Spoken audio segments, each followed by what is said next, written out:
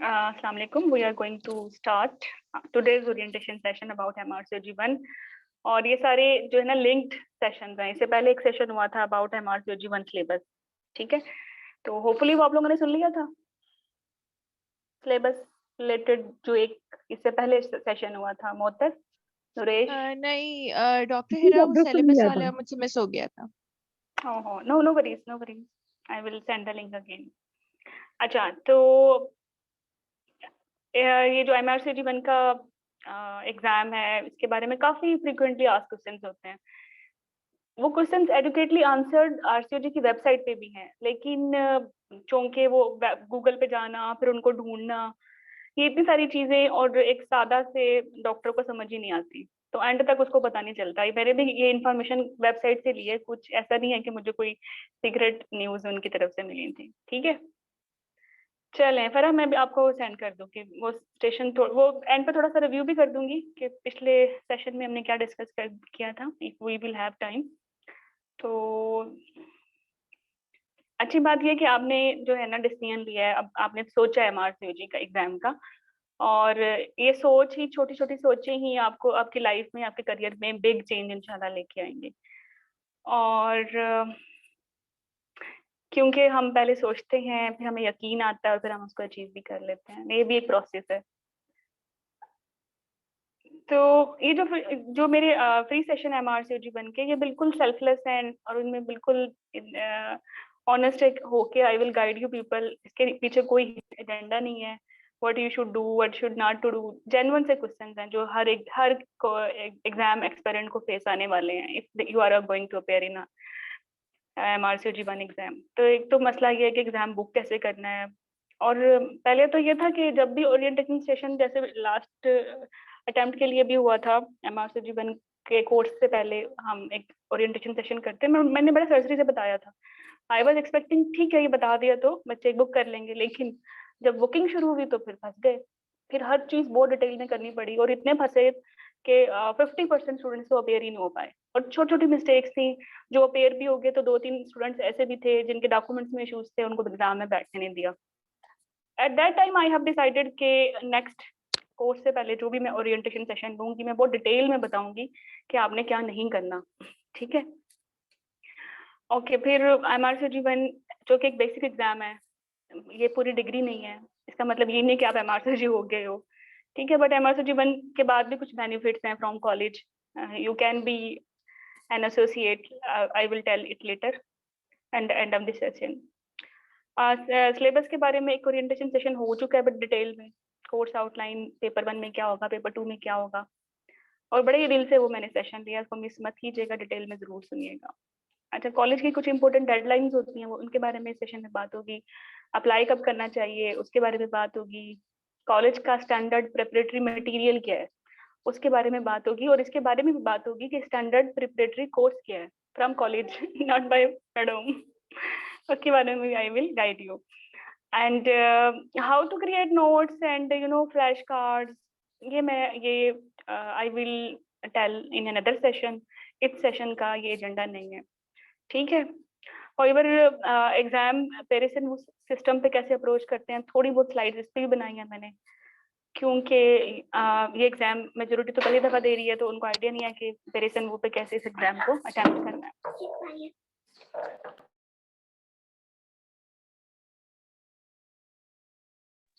ठीक है, और इसके बाद आइडियल कोर्स या smart way to prepare this exam, tips and tricks, वो भी नेक्स्ट सेशन का पार्ट है। तो नेक्स्ट सेशन में हम डिस्कस करेंगे कि नोट्स कैसे बनाने हैं, एग्जाम को शॉर्टेस्ट टाइम में, स्मार्टेस्ट वे में कैसे तैयार करें कि ये पास हो जाए, ठीक है।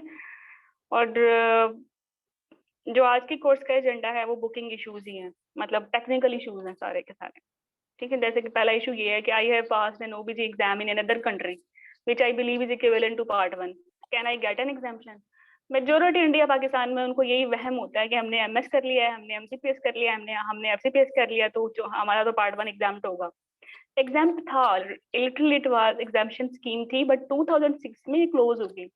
उसके बाद कॉलेज ने डिसाइड किया कि जो कोर्स अदर कंट्रीज में पढ़ाया जाता है अपार्ट फ्रॉम यूके, वो उनकी कोर्स से ना रिजेंबल ही नहीं करता, तो उन्होंने कहा नहीं, पार्ट 1 तो मैंडेटरी है, ठीक है, तो कोई एग्जामिशन नहीं है। आपने MCPS किया है, चाहे FCPS किया है, चाहे MS किया है OBG में, if you are going to do MRCOG, तो 1 आपको देना ही पड़ेगा। लेकिन एक चीज में एक्सेप्शन है, वो है MRCPI। ठीक है, MRCPI just like MRCOG exam, थोड़े से इसकी रिस्ट्रिक्शंस हैं डिफरेंट कंट्रीज में, होइवर मेजोरिटी कंट्रीज में ये एक्सेप्ट होता है। जस्ट एक मिनट।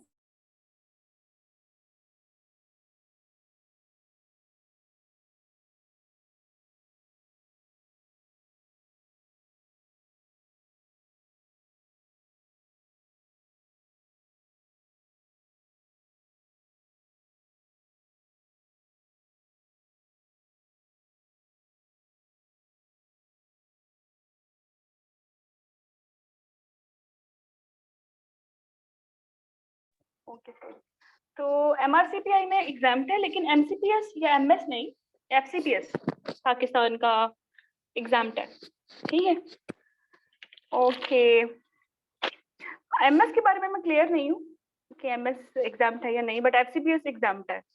ठीक है, okay, but we are not talking about MRCPI, we are talking about MRCOG। तो MRCOG में FCPS भी एग्जाम नहीं है, ना बांग्लादेश का, ना पाकिस्तान का, और ना ही इंडिया का MS।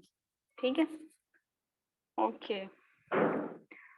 तो बहुत बेसिक सी बातें हैं, टेक्निकल ABC से शुरू करते हैं। करना ही क्यों है ये एग्जाम?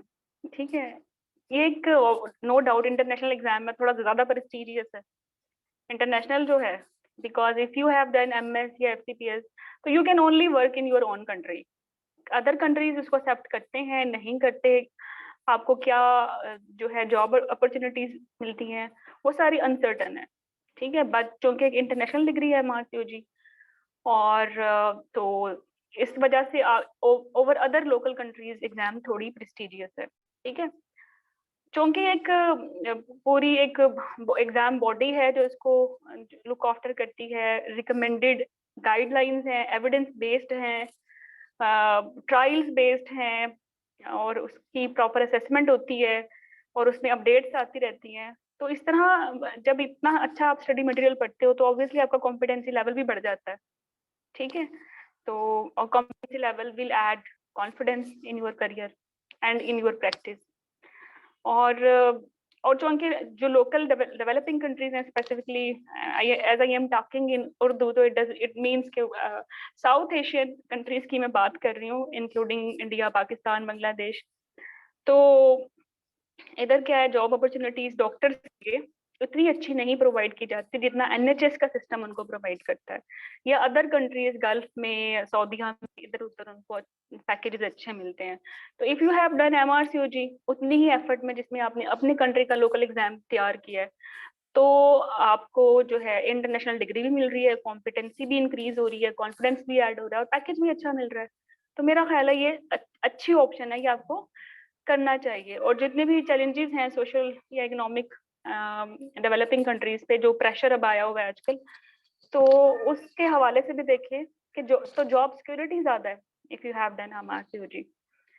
तो आपका जो है मतलब मनी हनी भी हो गई, और ऑब्वियसली ऑब्वियसली आपने स्टैंडर्ड तरीके से इस एग्जाम को अप्रोच करना है, तो आप में जो आपका जो स्टैंडर्ड प्रैक्टिस है वो अपने हॉस्पिटल में आप करेंगे, इससे आपकी जो है वर्थ में इजाफा होगा, और आप खुद भी जो है कॉन्फिडेंट फील करेंगे। ठीक है, और इतनी सारी अच्छी अच्छी बातें हैं इस MRCOG की, तो डेफिनेटली MS MCPS DGO की जितनी एफर्ट आपने की है, you must add this exam. इस एग्जाम को फिर पास करने के लिए कुछ पढ़ना नहीं पड़ेगा खास, क्योंकि वही कोर्स मटेरियल है 80% जिस जो आपने पढ़ के MS MCPS या FCPS किया है। 20% एडिशनल कुछ इनके टॉग आर्टिकल्स या साइंटिफिक इम्पैक्ट पेपर्स हैं जो आपने ऐड करने हैं। अदरवाइज ग्रीन टॉप गाइडलाइन या NICE की गाइडलाइन तो डेफिनेटली आपने अपने MCPS FCPS या MS में पढ़ी ही है ना, उसके बगैर तो आप अपना लोकल एग्जाम भी पास नहीं कर सकते। If you have decided to appear in MRCOG, तो फिर आपको जो मजीद चैलेंजेस पेश आएंगे वो ये हो सकते हैं कि एग्जाम का फॉर्मेट क्या है, पाथवे क्या है, कॉस्ट क्या है, कितनी अटेम्प्ट दे सकते हैं, बुक कैसे कराना है, पढ़ना कहाँ से है, क्या कैसा एक ऑर्गेनाइज्ड परफेक्ट प्लानर हो सकता है, ठीक है। और जब ये सारा काम हो गया तो फिर स्टार्ट कैसे करना है, ठीक है। तो इसके बारे में बात करती हूँ। अगर आप लाइक अपने बेसिक लोकल एग्जाम, अपने कंट्री के लोकल जो आपके कंसल्टेंट लेवल के एग्जाम है, स्पेशलाइजेशन प्रोग्राम्स हैं, उसमें भी एक एंट्रेंस टेस्ट है। Like in Pakistan this is FCPS 1, in India this is NEET PG, in Bangladesh it is FCPS 1। तो जब आपने ये बेसिक रिवीजन करनी है तो इसके साथ ही MRC जीवन दे दें, ठीक है। एक तीर में दो शिकार, तो ज्यादा आपको एफर्ट नहीं करनी पड़ेगी। थोड़ा सा रिकॉल्स देखें MRC जीवन के, तो एंड यू आर रेडी। और फाइनल जो आपका थियरी का एग्जाम है जो आपने देना है, आप वो दें, पहले उसकी तैयारी करें, फिर साथ उसके बाद जो रिमेनिंग मटेरियल था स्टडी जो आपने नहीं की, जैसे सिप्स हैं या डिफरेंट टॉक आर्टिकल्स हैं, वो ऐड कर लें और साथ ही 2 दे दें। तो उसी 4-5 ईयर्स की स्टडी ट्रेनिंग प्रोग्राम के साथ आपका एक इंटरनेशनल डिग्री भी तैयार है, ठीक है। लोग अगर अपने सिस्टम में काम नहीं करना तो बाहर भी आराम से जा सकते हो। होता ये है कि आप अपने सिस्टम में काम करते हो, FCPS करते हो, MS करते हो, MCPS करते हो, पूरे 4-5 साल की एक प्री प्लान एक खबारी है। उसके बाद देन यू रियलाइज कि आई मुझे बाहर जाना था, या मुझे जो है जॉब अपॉर्चुनिटीज कम है मेरी कंट्री में, और पैकेजेस के इश्यूज आ रहे हैं। फिर आप उस वक्त डिसीजन लें और फिर 4-5 साल मजीद इस पे लगाएं, तो आपकी तो पूरी यूथ चल गई, ठीक है। तो आइडियल वे तो यही था कि when you were doing training at this exam at that time, however sooner क्या कहते हैं, देर आई दुरुस्त आई, तो आप इसको बाद में भी कर सकते हैं। If you have done MCPS FCPS like I have done FCPS, now I am giving MRCG। तो मुझ जैसे लोग भी दुनिया में एग्जिस्ट करते हैं, और मुझे लगता है मेजोरिटी ऐसी ही होती है, मेरे जैसे। चलें,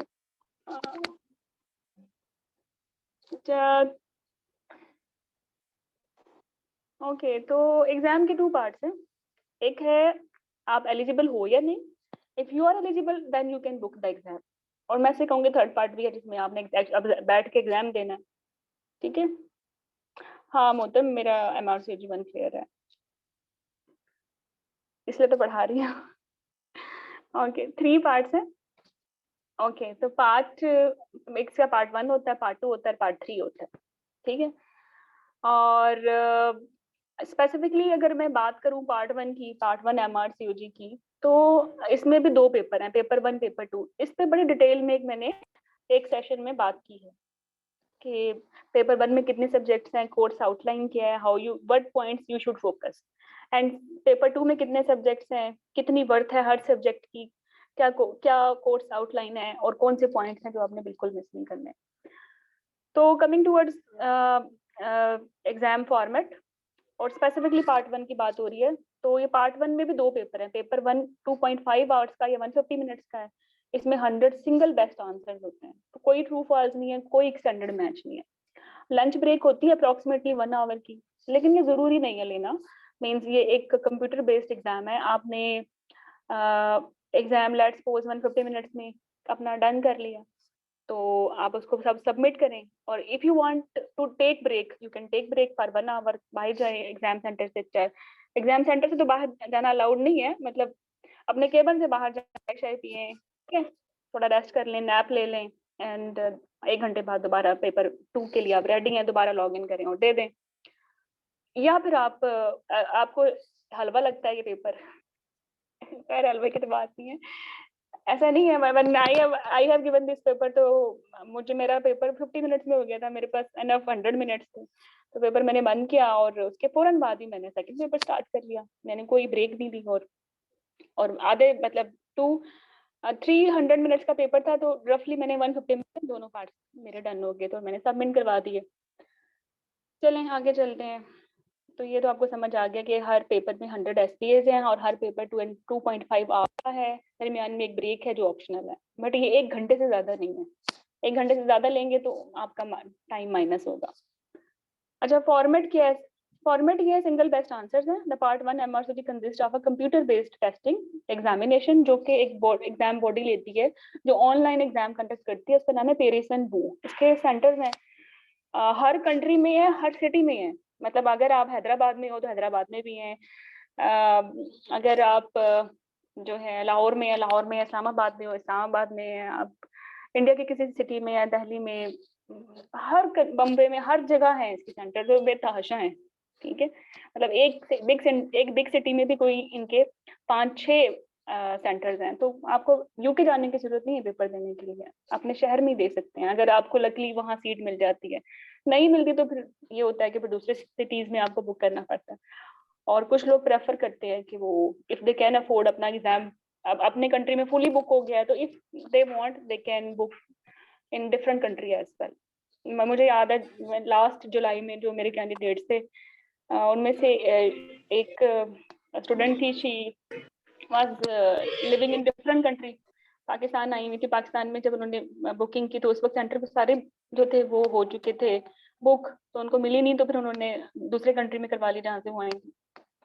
ये भी पॉसिबिलिटी है। ठीक है, चलिए, तो कंप्यूटर बेस्ड टेस्ट है ये, और 100 SBAs हैं हर पेपर में, और 300 टोटल टाइम है। एडिशनल इसमें आपके पास 60 मिनट्स की ब्रेक है जो आप ले सकते हो, आप नहीं ले सकते, बट आई विल रिकमेंड आप जरूर लें। ठीक है, चलें, हर पेपर के एक ही परसेंटेज है, मतलब पेपर 1 दिया है उसमें भी 50% इसके ऐड होंगे, और जो पेपर 2 दिया है उसके भी 50% ऐड होंगे। कोई क्वेश्चन गलत हो गया तो कोई नेगेटिव मार्किंग नहीं है। ठीक है, ओवरऑल आपके कंबाइंड मार्क्स यूज होंगे कि जो परसेंटाइल को आपने अचीव करना है। लास्ट टाइम इट वाज 68, तो दोनों पेपर्स की कंबाइन होकर 68 है, तो फिर आप पास हैं। ठीक है, can I obtain a certificate for passing the part 1 MRCOG? तो नहीं, मैं आप देखा होगा ना, अक्सर लोग अपने अपनी प्रेस्क्रिप्शन पे लिखते हैं कि MBBS, और उसके नीचे पे लिखते हैं MRCG पार्ट, MRCG1 छोटा सा, और साथ में यूके भी लिख देते हैं। This is not good, ethically ये सही नहीं है, और ना ही कॉलेजेस की परमिशन देता है। ठीक है, तो MRCG से 3 part exam certificate are only issued on completion.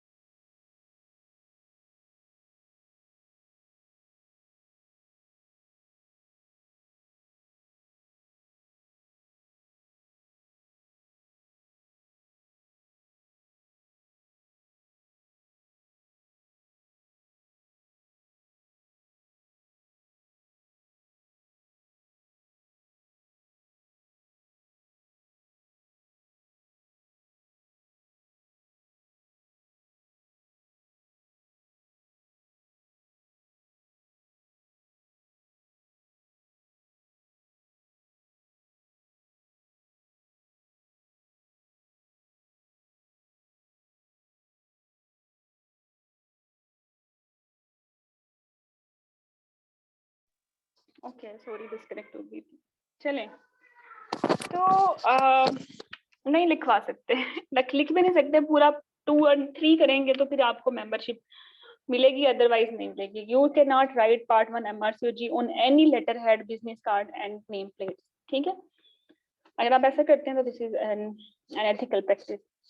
How many times can I attempt the part 1 MRCOG?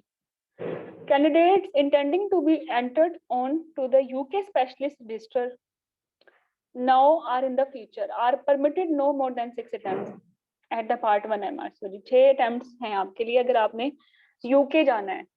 ठीक है, however there is no limit on attempts for candidates not in wishing to enter the UK specialist register.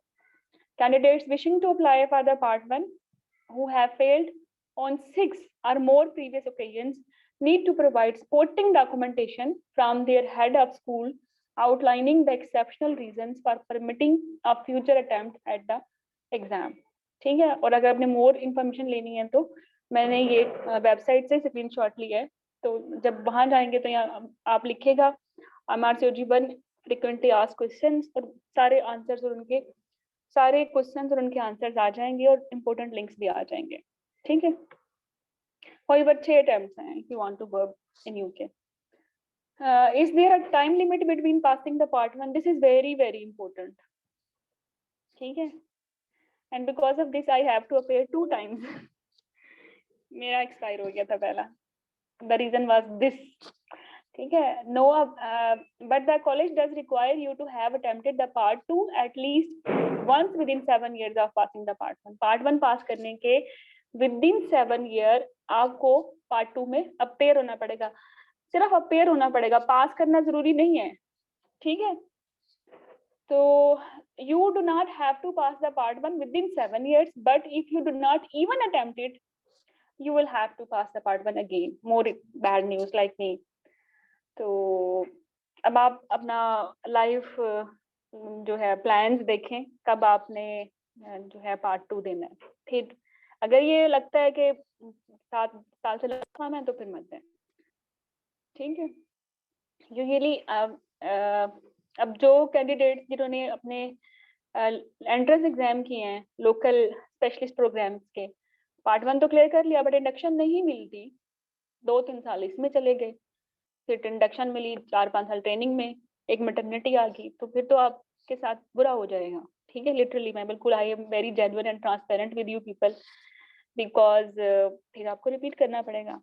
तो अपना जो आपकी life में जो आप force सी तो नहीं कर सकते क्या होना है क्या नहीं होना, बट आपको यूजुअली पता होता है कि कितने साल बाद आपने अटेम्प्ट करना है. ठीक है. तो जो बेहतर टाइम है वो यही है कि if you are doing training, because you are sure within 4 years it will end and you can easily appear in your local exam and at the same time you in this international exam. तो ये ज्यादा safe तरीका है. मतलब house अब के बाद part 1 देना अब देखें सेफ नहीं है. ठीक है. But if you are into training programme then it is more safe and ideal rather. फिर आ जाएं, what courses do you recommend to help prepare for the exam? The only course the RCG can wholeheartedly recommend are those run by the college itself. I also attended that course. ठीक है. Visit the college courses and event pages for more details. For online learning, we strongly recommend the college RCOG learning platform. E-learning के नाम से इनका अपना platform है. This structured training resource is continuously updated, uses innovative tools and includes interactive assessments with instant detailed feedback. Strategy is available free of charge to members of the RCOG trainee register. Other exam candidates can pay to access these useful resources. ठीक है. तो इसका मतलब ये है कि college अपना ही course recommend करता है, और डेफिनेटली कॉलेज का कोर्स है तो ये बाकी सारे कोर्सेज से इसमें ज्यादा एग्जाम ओरिएंटेड क्वेश्चंस होंगे. इसमें तो कोई शक नहीं है. ठीक है. और 2 दिन का ये कोर्स होता है. इसमें आधे सब्जेक्ट 6 सब्जेक्ट्स एक दिन में, 6-7 एक दिन में वो पढ़ा देते हैं, और आपको समझ नहीं आती if you are not native of UK, because you can not understand their accent. बहुत जल्दी जल्दी बोलते हैं और समझ कुछ नहीं आता. ठीक है. और मुझे पता है ये एग्जाम इंग्लिश एग्जाम है, और majority except few Indian courses they are teaching this course in English, और पढ़ाना भी चाहिए बिकॉज इंग्लिश ही फॉर्मेट है. बट फॉर्मेट तो इंग्लिश आपके एमएस और एफसीपीएस का भी है, but you understand most in your own language. अब ये एग्जाम तो अंडरस्टैंडिंग की बेस पे देना है ना, तो इंग्लिश प्रोफिशिएंसी का टेस्ट तो नहीं है. तो जो कॉन्सेप्ट्स आपको अपनी लैंग्वेज में मिलते हैं वो बड़े अच्छे होते हैं, वो आपके माइंड में रिटेन रहते हैं. उसकी बेस पे आप उनको प्रोसेसिंग कर सकते हैं क्वेश्चंस की, आप पास अच्छे हो सकते हो. At the end of the day आपको क्या चाहिए? आपको पास होना चाहिए. ठीक है. तो ये बहुत बड़ा ड्रॉबैक होता है. हाँ, जो लोग खुद लाइक जो यूके से हैं, उनका एक्सेंट, उनकी जो तेजी, वो मुझ जैसा बंदा तो नहीं समझ सकता. मैं तो टाइम लेती हूँ प्रोसेसिंग में. ठीक है. हाँ, मुझे वो एक्सेंट अच्छा है जो इंडिया पाकिस्तान की इंग्लिश का है, वो मुझे समझ आता है, मैं बोलती भी ऐसा हूँ. ठीक है. अच्छा, तो मैं रिकमेंड नहीं करती ये कोर्स बाय देम, और उससे कुछ खास मुझे फायदा नहीं हुआ. बाकी हर बंदे का अपना एक स्टाइल है. ठीक है. और if you can understand their fast accent तो बेहतर है. ठीक है. If you have extra money to go for this. दूसरा बात, स्ट्रेटजी का कोई जरूरत नहीं है मोहतर. नो वरीज, कोई जरूरत नहीं है. अगर किसी चीज की जरूरत है वो है पास पेपर्स. ठीक है. No need. How to apply for MRCOG 1। अच्छा, अब मैं थोड़ा और टेक्निकल बातों पे आ जाती हूँ। सबसे पहले ना आपको एक अकाउंट बनाना है RCOG वेबसाइट पे। RCOG पार्ट 1 वेबसाइट लेके हाउ टू मेक अकाउंट, आपके सामने हर चीज आ जाएगी हलवा। ठीक है, तो मैंने बोला ना एग्जाम दो तरीकों का होता है। एक होता है जिसमें आपने एलिजिबिलिटी प्रोसेस करानी है कि आप एग्जाम देने के लायक भी हो या नहीं। दूसरे पे if you are eligible then you can book exam, other if you are not eligible you can not book the exam. तो कैसे एलिजिबल होना है, क्या करना है इसके लिए, तो अकाउंट बनाना है वेबसाइट पे जाके। ठीक है, अकाउंट के लिए you must have a email. और मैं यहाँ बता दूं कि वो ईमेल, वो फैंसी ईमेल ना बनाएं जो यूज नहीं करते, जिनका पासवर्ड भूल जाता है। तो हमेशा वो ईमेल अकाउंट में यूज करें जो वाकई ऑफिशियल है, आप उसे फ्रीक्वेंटली यूज करते हैं, आपको उसका पासवर्ड और उसका बैकअप भी पता है, वरना आप बहुत जलील होने वाले हो। ठीक है, जस्ट होल्ड ऑन।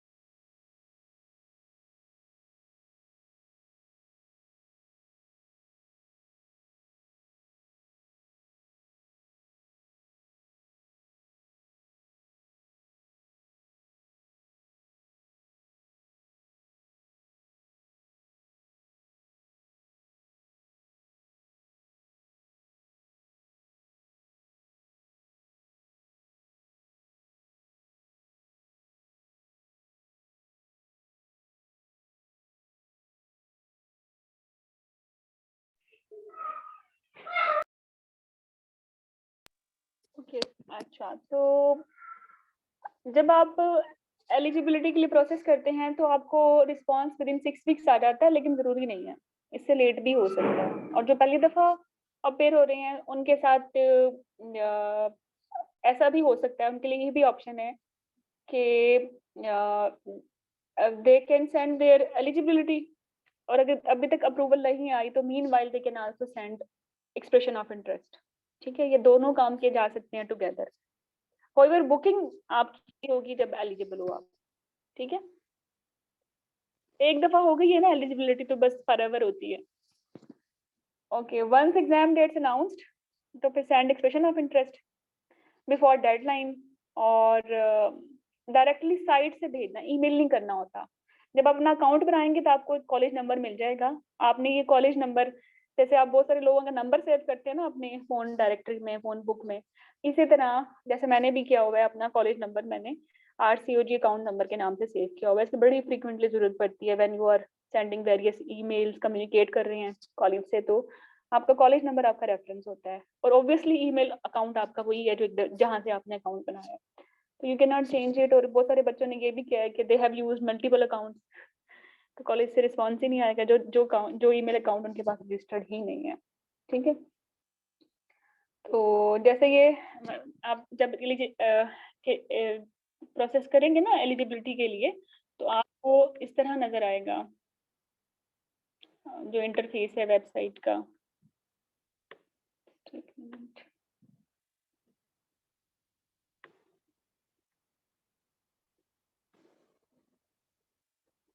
हम्म,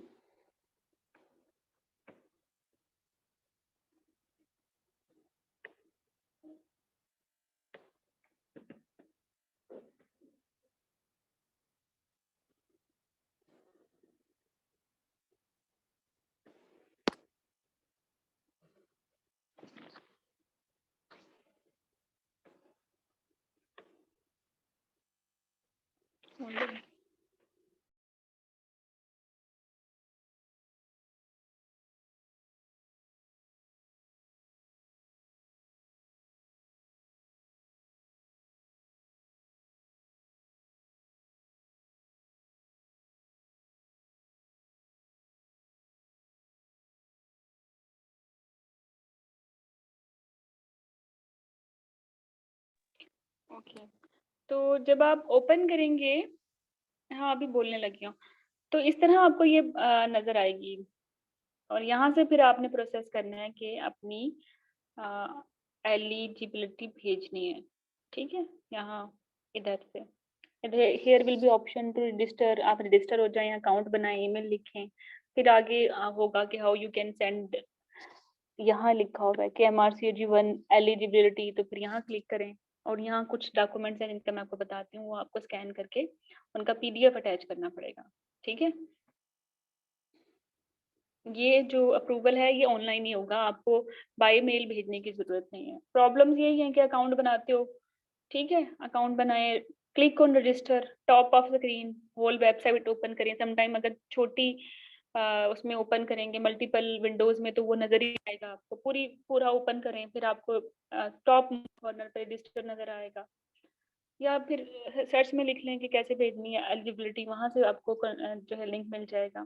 फिर जब आप उसे क्लिक करेंगे तो फिर अपने ईमेल के through you can process things, it's very easy.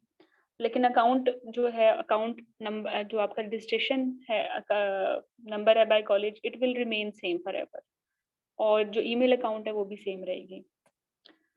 चलें फिर आपने कैसे भेजनी है एलिजिबिलिटी, आपने लिखना है पार्ट 1 एलिजिबिलिटी असेसमेंट एप्लीकेशन, अपना कॉलेज नंबर लिखना है, ठीक है? एक जो आपकी ईमेल है जिससे आपने अपना अकाउंट बनाया है, उसी ईमेल पे आपने एक नई ईमेल लिखनी है, उसके सब्जेक्ट में ये लिखना है कि part 1 eligibility assessment application and add your college number. जो अकाउंट नंबर बनाया था कॉलेज के साथ, वो दे विल गिव यू, वही अकाउंट नंबर ही होगा जिसको आप कॉलेज नंबर बोलते हैं, उसको आपने सेव करना है। जैसे मैंने बोला अपने जो है मोबाइल में भी सेव कर लें, भूल जाता है तो इस टाइम भूलेगा नहीं और फौरन आप इसको इस्तेमाल कर सकते हैं। तो फिर इस ईमेल के साथ क्या अटैच करना है आपने, स्कैन या photo of your original primary medical degree या सर्टिफिकेट। डिग्री नहीं है तो सर्टिफिकेट भी ठीक है, ठीक है? बाज़ वक़्त ये होता है कि डिग्री आने में टाइम लगता है, तो क्या इसका मतलब है आप पार्ट 1 नहीं दे सकते? आप दे सकते हैं, ठीक है? तो जो सर्टिफिकेट है या प्रोविजनल लेटर है वो अटैच कर दें। बट जो भी है, डिग्री है या सर्टिफिकेट है, उस पे यूनिवर्सिटी का नाम ज़रूर हो और आपका नाम ज़रूर क्लियरली मेंशन हो, एंड जस्ट सेंड इट, ठीक है? Easy.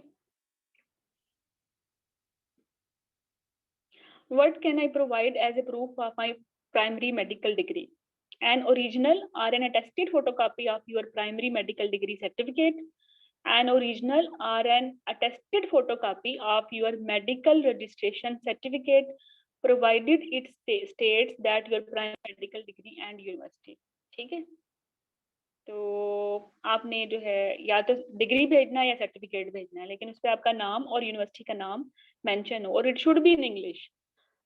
I have come to know कि कुछ कैंडिडेट्स रशिया के होते हैं, चाइना के होते हैं, और कुछ यूनिवर्सिटीज जो हैं वो जो डिग्री देती हैं वो चाइनीज या रशियन में देती हैं, तो वो एक्सेप्टेबल नहीं है। फिर आप कॉलेज से रिक्वेस्ट करके इसको चेंज करवाएं इंग्लिश में, ठीक है, और साइन करवाएं चांसलर के, VC के, और फिर फॉरवर्ड कीजिएगा। Then how do I attest my supporting documents? To correctly attest the copy of your primary medical degree or medical registration certificate, photocopy your original degree, medical registration certificate, take the photocopy and the original certificate to one of the following acceptable a fellow or a member of the RCOG, a British embassy, your own embassy, the university of hospital that issued the certificate, a solicitor for public notary. इसका मतलब ये है कि जो आपने वो attestation करवानी है ना अपनी मेडिकल डिग्री की, वो जरूरी नहीं है कि उसी बंदे से कराएं जिसने MRCG किया होगा। ये मुझे बड़ा फ्रीक्वेंटली मेरे कोर्स कैंडिडेट पूछते हैं कि हमारी तो सुपरवाइजर तो नहीं है MRCG, वो कर सकती है? कर सकती है, MS भी कर सकता है, जो आपके कंट्री में ब्रिटिश एम्बेसी वाले हैं, ठीक है, वहां से साइन करवाया जा सकता है, आपकी एम्बेसी कर सकती है, यूनिवर्सिटी और hospital that issued that certificate can attest. अच्छा, ask them to sign and stamp the photocopy to confirm that it is a true copy of the original document. The signature stamp must be clearly legible and in English. RCOG fellows and members must include their college registration number. अगर आपने किसी RCOG fellow से कराया तो उनको अपना college number लिखना है। जैसे अभी आपका कॉलेज नंबर बन जाएगा, आप अपना बनाते हैं अकाउंट, तो इसी तरह किसी ने MRCOG किया है तो उसका भी एक नंबर होगा, तो उसने वो जरूर सिग्नेचर करके लिखना है। लेकिन इतने खवारी की जरूरत ही नहीं है, जाके अपने सुपरवाइजर से करा लो या MS से करा लो टेस्ट। अपलोड द साइंड या stamped photocopy with the signature stamp in ink in the application form to the address given below. Please note, photocopied signature stamps are not valid and will not be accepted. जो जो इन्होंने बोला ink, मतलब photocopy पे वो जो blue है वो इंक नजर आनी चाहिए, वो फोटोकॉपी नहीं होनी चाहिए, ठीक है। तो फिर वो मसला हो जाएगा आपको। तो जो आपके सर्टिफिकेट है उस पर आपने जो अटेस्टेशन करवाई है वो फिर आपने it should B original attestation, attestation की फोटोकॉपी ना हो। आपको ये बात समझ आ गई है? मतलब आपने फोटोकॉपी ली ओरिजिनल डॉक्यूमेंट की, उस पे आपने अटेस्टेशन करवाई और फिर उसकी भी फोटोकॉपी बनाई और वो स्कैन करके भेज दी। नहीं, ऐसा नहीं करना। या तो ओरिजिनल भेजें, स्कैन करके आराम से स्कैन हो जाता है, no need to attest it. और अगर फोटोकॉपी कर रहे हैं तो फिर अटेस्टेशन करवाएं। फिर चलो चला गया ये भी, 6 हफ्ते के बाद आपको रिस्पॉन्स आ जाएगा। अगर उन्होंने कोई ऑब्जेक्शन देनी है वो दे देंगे। यूजुअली ऑब्जेक्शन नहीं आती। यूजुअली मेडिकल सर्टिफिकेट्स जो आपकी यूजुअली 19% सब इंग्लिश में ही होते हैं, क्लियरली मेंशन होता है आपका नाम भी और आपका यूनिवर्सिटी का नाम भी, और मेजोरिटी स्टूडेंट्स जो होते हैं वो ओरिजिनल ही भेजते हैं, और जो फोटोकॉपी भेजते हैं तो वो टेस्ट करा के भेजते हैं। तो ऑब्जेक्शन मैंने कभी नहीं देखा, मेरे किसी कोर्स कैंडिडेट को नहीं आया।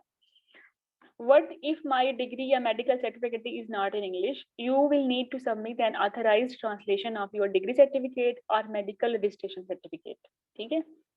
तो I have multiple documents to provide. What should I do?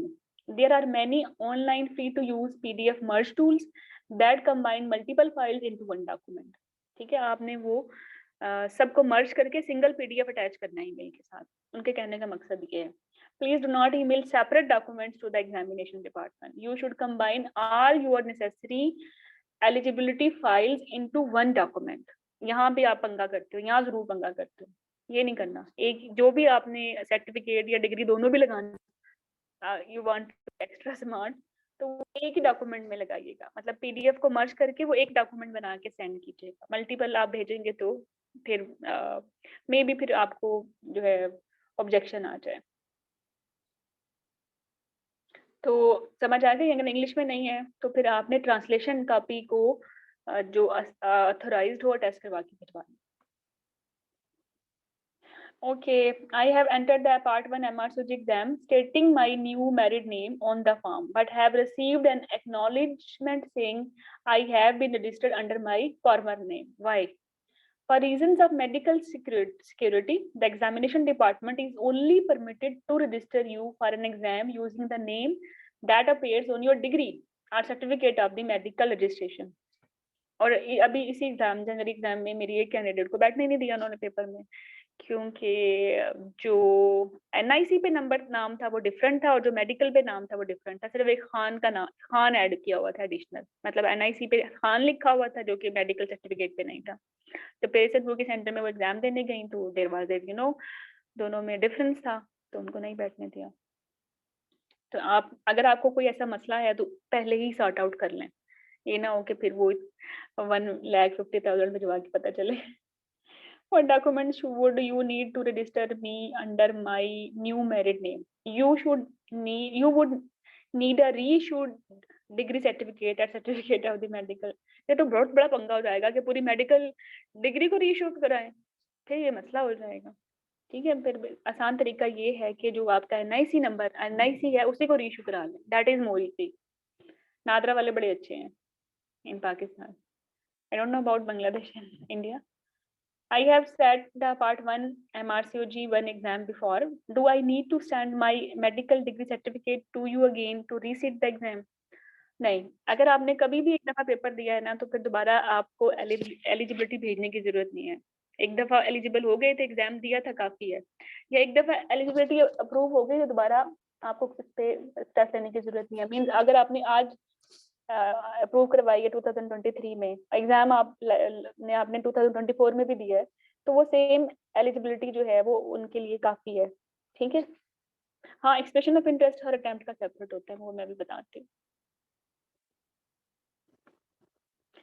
How to submit your application, आपने नई कंपोज कर दी अपनी ईमेल पे आपने सब्जेक्ट लिखा कि ये एलिजिबिलिटी असेसमेंट की एप्लीकेशन ईमेल है, अपना नंबर लिखा, अपना जो मेडिकल सर्टिफिकेट था वो स्कैन करके अटैच कर दिया, दैट्स ऑल।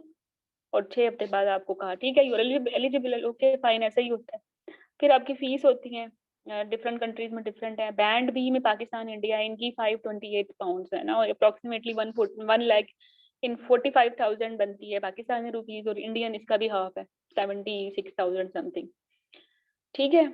और बाकी आपका जो एलिजिबिलिटी फॉर्म है वो कैसे फिल करना है, ठीक है। आप you can fill it by using an editing app, और you can fill it with pen and attach scanned copy of your documents with it, ठीक है। दोनों ऑप्शन है। अभी जो जब आप रजिस्टर होंगे तो उसमें एक एलिजिबिलिटी का फॉर्म जो आपने फिल करके अटैच करना है, उसमें उसमें एडिटिंग आप ऑनलाइन भी कर सकते हैं एडिटिंग ऐप के थ्रू, या फिर उसका प्रिंट आउट ले लें, उसको उस पर अपना नाम और सब चीज़ें लिख के उसकी स्कैन कॉपी जो है ईमेल के साथ अटैच कर दें, up to you. But you can, आपको वो जो पीडीएफ जो है ना वो कॉलेज की जो वेबसाइट है जहाँ आपने अकाउंट बनाया है वहाँ से मिल जाएगा, ठीक है। तो अब वो पीडीएफ में है, पीडीएफ पे भी एडिटिंग हो सकती है, you can write your name and जो भी इंफॉर्मेशन लिखनी है, या फिर उसका प्रिंट आउट लेके लिख दें अपना नाम, ए डेट ऑफ बर्थ और डिग्री क्वालिफिकेशन, और साथ में एविडेंस अटैच कर दिया या डिग्री का, तो बस वो ईमेल कर दी, यही करना है। जुलाई 2023 के लिए जो डेडलाइंस हैं वो याद रख लें। अगर आपने जुलाई में अपेयर होना है तो आपकी जो एलिजिबिलिटी की डेडलाइन है वो 6 मार्च या 6 मार्च 2023 है, इसके बाद भेजेंगे तो नहीं, फिर आप जुलाई में अपेयर नहीं हो पाएंगे, फिर आप नेक्स्ट अटेम्प्ट में अपेयर हो पाएंगे। को बर्बाद करने वाला मगर मैं क्या बात करूं, ठीक है। तो बाकी एक्सप्रेशन ऑफ इंटरेस्ट 16 मार्च 2023 तक आप जमा करा दें, अगर आपने जुलाई 2023 में अपेयर होना है। इसके बाद करेंगे तो फिर जुलाई में अपेयर नहीं हो सकता। बुकिंग विंडो, अगर आप एलिजिबल हैं, आपने टाइमली एक्सप्रेशन ऑफ इंटरेस्ट भेज दिया है बिफोर दीज डेडलाइंस, तो फिर आपको ईमेल आ जाएगी, you can book your exam. वो ओपन होगा 27 अप्रैल 2023 को, ठीक है। और फिर आप अपना एग्जाम बुक कर लें। बट ये जो विंडो क्लोज हो जाएगी आपकी, सॉरी यहाँ देख लेते हैं, विंडो क्लोज हो जाएगी आपकी, बुकिंग विंडो एप्लीकेशन ओपन 27 अप्रैल और बुकिंग विंडो एप्लीकेशन क्लोज 9 जून 2023, ठीक है। 9 जून, ये पिछले दफा जो ओरिएंटेशन सेशन लिया था ना उसकी डेट है, तो मैं इसको एडिट करना भूल गई। तो 9 जून से पहले पहले फिर आपने बुकिंग करा ली तो फिर आप जुलाई में पेपर दे दें, अगस्त में आपका रिजल्ट आ जाएगा 1 अगस्त को, इजी। अच्छा, तो अब अभी तक तो हमने एग्जाम में ना एलिजिबिलिटी पे बात की है, बुकिंग की बात नहीं की, 2 पार्ट थे ना एग्जाम के, तो अब हम बुकिंग की बात कर लेते हैं। बुकिंग में ऑब्वियसली आपने पेमेंट करनी है, पेमेंट एक्सप्रेशन ऑफ इंटरेस्ट भेजते हुए नहीं करनी, ना ही एलिजिबिलिटी भेजते हुए करनी है बुकिंग, ठीक है। बुकिंग के वक्त करनी होती है पेमेंट्स आपकी अप्रोक्सीमेटली बैंड बी में आप रहते हैं तो 528 पॉइंट्स हैं, इंडिया पाकिस्तान के लिए बैंड बी ही है, इंडिया और Pakistan falls in band be including the Bangladesh. अगर खुद से पेमेंट करनी है तो याद रखें जो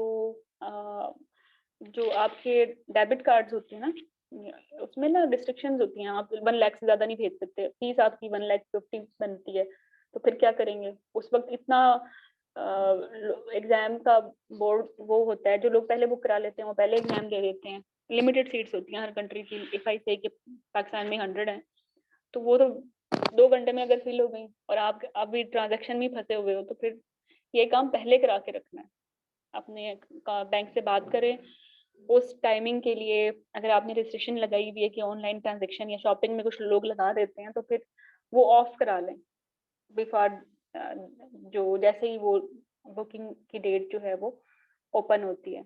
ये सारे काम पहले से करके रखेंगे तो फिर स्मूथ बुकिंग होगी, वरना फिर नहीं होगी, फिर बड़ा ही केओस होता है। 90% बच्चे जो है ना वो बड़ा तंग होते हैं, वो पूरा दिन उनका बुकिंग नहीं जाता है, ऐसा लगता है इसे तो बेहतर एग्जाम इतना मुश्किल नहीं था जितना ये बुकिंग मुश्किल है। वैसे है भी ऐसा, एग्जाम इतना इजी था और बुकिंग इतनी मुश्किल थी, तो for myself as well. Okay, तो क्या करके रखना है, पहले पहले बताओ जिस कंट्री से आप बिलोंग करते हो वो कौन से बैंड में है, उसकी फीस क्या है, उसको कन्वर्ट करें अपने अपने लोकल करेंसी में, अपने बैंक से बात करें, इंटरनेशनल ट्रांजैक्शन करनी है इस डेट को, इस टाइम में, इसको परमिशन भी दे दें और इसको एक्सटेंड भी कर दें। कुछ डेबिट कार्ड में एक्सटेंशन नहीं होती कुछ सर्टेन अमाउंट से आगे, तो फिर उसको एक्सटेंड भी कराएं, अगर ये सब काम आपने खुद करना है। लेकिन जो पेरिस एंड वू के सेंटर्स हैं, जिस कंट्री में या सिटी में आप हो, वो खुद भी बुकिंग करा देते हैं। ट्रस्ट ऑन देम, उनसे 1-2 दिन पहले पहले बात कर लें, उन्हें बता दें कि वो आपके बिहाफ एग्जाम बुक कर दें, वो कर देंगे, ठीक है। और या 5-6,000 जो भी टैक्स की फीस है वो ले लेंगे, और या अपनी सर्विसेज के कुछ एडिशनल चार्जेस ले लेंगे। मुझे लगता है कि अगर आप इतने अच्छे नहीं हो बुकिंग में और आईटी में, तो हेल्प ली जा सकती है, व्हाई नॉट। अच्छा, who should I make my payment to? If you are applying for the Part 1 MRCOG for the first time or resitting, you will be able to pay online.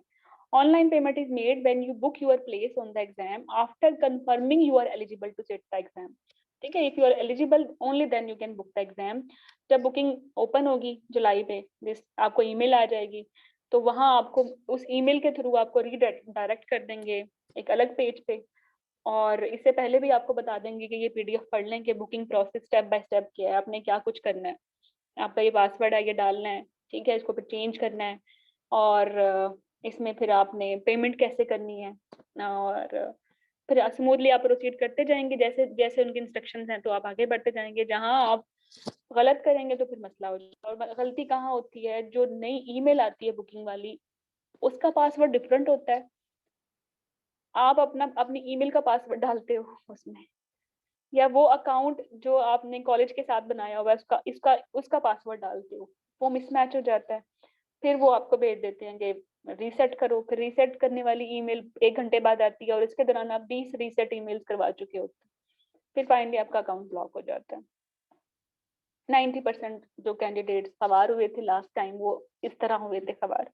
आपने ऐसा नहीं होना। या तो वो जो इंस्ट्रक्शंस आई हैं एग्जाम बुक कैसे कराना है, वो 2 दफा 3 दफा पहले ही पढ़ लें, ठीक है, और जैसा स्टेप बाय स्टेप उन्होंने बताया वैसे ही कर लें। If they are saying you make an a different password, वो पासवर्ड डिफरेंट बना लें, जरूर पुराने वाला डालना है जिससे आपने अकाउंट बनाया था, ठीक है। और फिर होता रहेगा सब कुछ, पहले ही आपने अपने बैंक से बात की हुई है, तो there will be no issue, ठीक है। तो मेरी बुकिंग फिर इस तरह थोड़ी स्मूथ हो गई थी, पहले ही सब कुछ हमने किया हुआ था। But when my cousin was appearing last time, तो वो बड़ी खबर हुई। बट फिर उसने पेरिस एंड वो कांटेक्ट किया, उधर जो सिटी में था, she was appearing from Multan, तो मुल्तान में जो लोग थे उन्होंने उसकी हेल्प कर दी पेरिस एंड वो वालों की, और उससे एडिशनल उन्होंने 15,000 लिए थे। लेकिन वो इतनी खबर हो चुकी थी, उसने बड़े जल्दी से दे दी हो गया था बुक एग्जाम।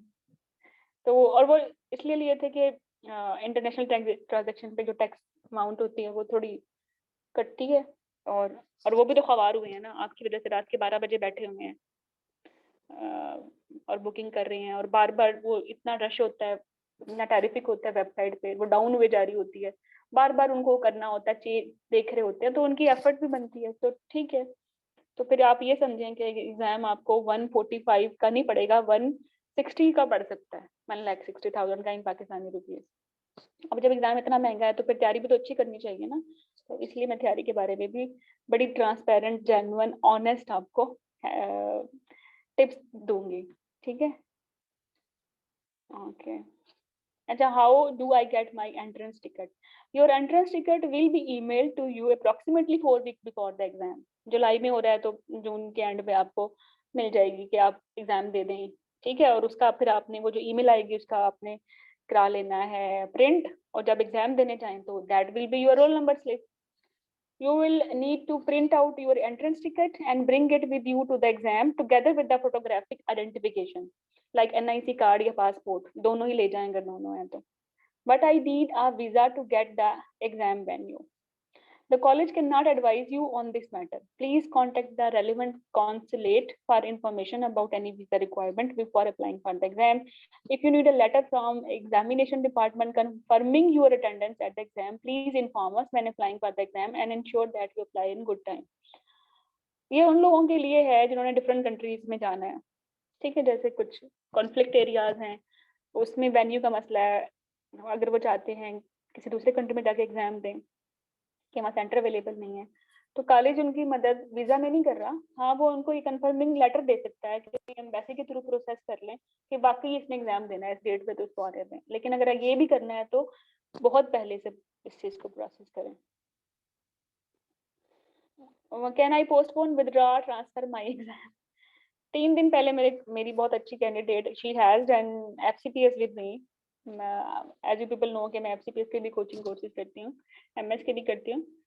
तो उसने जब एफसीपीएस भी पास किया होगा, कितनी अच्छी कैंडिडेट है, लेकिन 4 दिन पहले उसको लगा नहीं मेरी तैयारी नहीं है तो मुझे तो ये विदड्रॉ कराना चाहिए। वो फिर उससे बात हुई कि यस, उनकी भी एक डेडलाइन होती है, उससे पहले अगर आप पोस्टपोन आप अपना एग्जाम विदड्रॉ करना चाहते हैं तो आप कर सकते हैं, आपको फीस दोबारा मिल जाती है।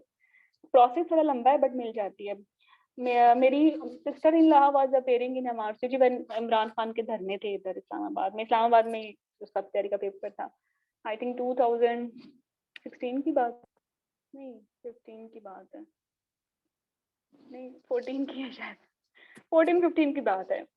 तो फिर एग्जाम कैंसिल हो गया और उसको फी रिफंड हुई, लेकिन उसको टाइम लगा था। तो बस सब्र नहीं होना, अगर आपने विदड्रॉ भी कराना है तो कॉलेज जो है आपको पैसे वापस कर देगा, बट प्रोसेस को फॉलो करें। और अगर आपने उस क्लोजिंग डेट के बाद फीस विदड्रॉ करानी है, एग्जाम में नहीं बैठना, तो फिर you must have a valid reason, you must have a valid reason. सितंबर 2022 में मेरी कोर्स कैंडिडेट को कोविड हो गया था, वो एग्जाम वाले दिन उसको परमिशन नहीं मिली, तो फिर उसने कोविड का अपना वो मेडिकल सर्टिफिकेट भेजा तो उसको रिफंड हो गया। ठीक है, but reason should be valid. चलिए, the regulation state that candidates who withdraw their application for a particular exam after the closing date or who fail to appear shall forfeit the exam fee. This means that college cannot refund your entry fee after an exam closing date and your candidate for the exam will remain. वो कह रहे हैं कि भाई closing date के बाद अगर आप कहते हो हमारी फीस वापस करो तो हम नहीं करेंगे, आप एग्जाम दो ना दो हमारी तरफ से तो कैंडिडेट हो, जाके दे दो। ठीक है, हाँ ये हो सकता है, if you fail to attend the exam your entry will not be counted as an attempt. वो 6 अटेम्प्ट थी ना यूके में वर्क करने वाली, तो उनमें हम काउंट नहीं करेंगे अगर आप एग्जाम में बैठते नहीं हो, बट अगर बैठते हो तो फिर वो हम अटेम्प्ट फेल भी करेंगे अगर आप होते हो fail. In certain prescribed circumstances, the college does consider refunding the entry fee. जैसे मैंने आपको बोला अपनी सिस्टर इन लॉ का एक्सपीरियंस या वो कोविड वाली कैंडिडेट का एक्सपीरियंस, तो वो फिर आपको कर देते हैं। रिफंड वैसे भी हो जाता है। अभी जनवरी अभी 17 जनवरी पता नहीं 16 जनवरी को जो एग्जाम था, 16 को था शायद, तो कैंडिडेट तो नहीं थी मेरी कोर्स की, मेरा एक फ्री ग्रुप था MRCG1 का, जिसमें मैंने कुछ इम्पोर्टेंट सेशंस अपने कंडक्ट कराए थे। वो कैंडिडेट्स एक्चुअली बहुत एक्टिव थे मेरे पब्लिक ग्रुप में, तो मैंने उनको ये प्रिविलेज दिया कि yes I can cover your important modules. तो मैंने उनको बायोस्टैट और बायोफिजिक्स करवाया था। उनमें एक मेरा कैंडिडेट था and he was actually a male candidate. तो उसका एग्जाम रात को 12 था, जैसे ही 16 स्टार्ट हुई तो फर्स्ट बैच में था, और समहाउ उसका एग्जाम जो है वहाँ पेरिसन वो पे डाउनलोड नहीं हो पाया, नहीं दे पाया। वो एलिजिबल भी था लेकिन there was a issue from Pearson VUE site कि उसका एग्जाम डाउनलोड नहीं हो रहा था सेंटर से। तो ये ट्राइड मैनी टाइम, सेंड किया, उन्होंने बोला कि ठीक है नेक्स्ट टर्न बैठ जाएं। फिर सुबह वाले में उसको एडजस्ट किया गया, वहाँ भी मसला आ गया, शाम वाले कोर्स में एडजस्ट किया गया, फिर वहाँ मसला आ गया, फिर 17 शुरू हो गया, फिर तब MRCG2 के कोर्सेज एग्जाम स्टार्ट हो गए, तो फिर उन्होंने उसको कहा यू हैव 2 चॉइसेस, आप या तो अपनी फी रिफंड करवा लें। हाँ, अब वो करा सकता था क्योंकि उसका कसूर नहीं था, कसूर कॉलेज का था या पेरिसन वो का था, या दूसरी ऑप्शन ये थी कि उसको जो है नेक्स्ट अटेम्प्ट में वो कंसिडर करते हैं। तो मुझे बाकी मैंने वो केस फॉलो नहीं किया, फिर उसका क्या बना। बट अगर प्रॉब्लम फ्रॉम सेंटर है या कॉलेज है और आपका प्रॉब्लम नहीं है, तो फिर इवन एट एग्जाम डेट भी रिफंड हो जाता है। ठीक है, चलें।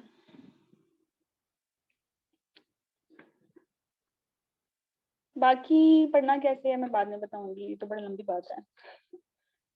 बुक एंड सिलेबस का मैं बता देती हूँ। कॉलेज ने भी एक बुक की लिस्ट बनाई हुई है जो कि पॉसिबल ही नहीं है करना मतलब रोबिन्स, पैथोमा और गिनोंग और एनाटॉमी के लिए लास्ट नहीं, वो जरूरी नहीं। ठीक है, However, जो उन्होंने रिकमेंड की है वो एसेंशियल रिवीजन गाइड की है, एक बुक है, और दूसरी की है रिवीजन नोट्स फॉर एमआरसीयूजी पार्ट 1, दोनों।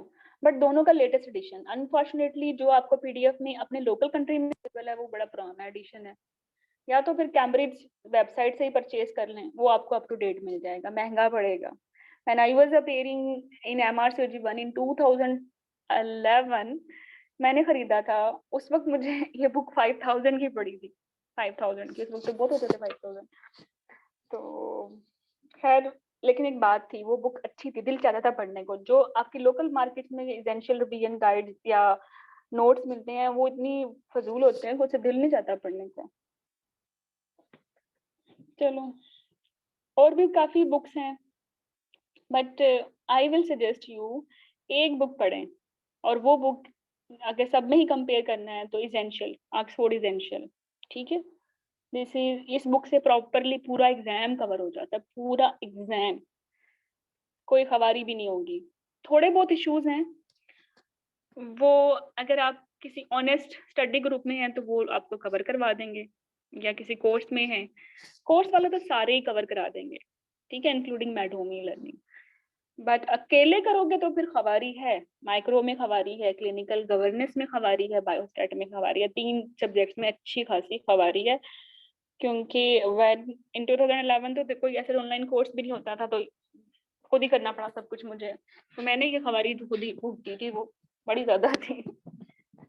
तो जब हेल्प अवेलेबल है तो why not take it. Single best answers for part 1 MSG book की जो एक अकलौती बुक कॉलेज ने रिकमेंड की है वो इनविच विजर की है।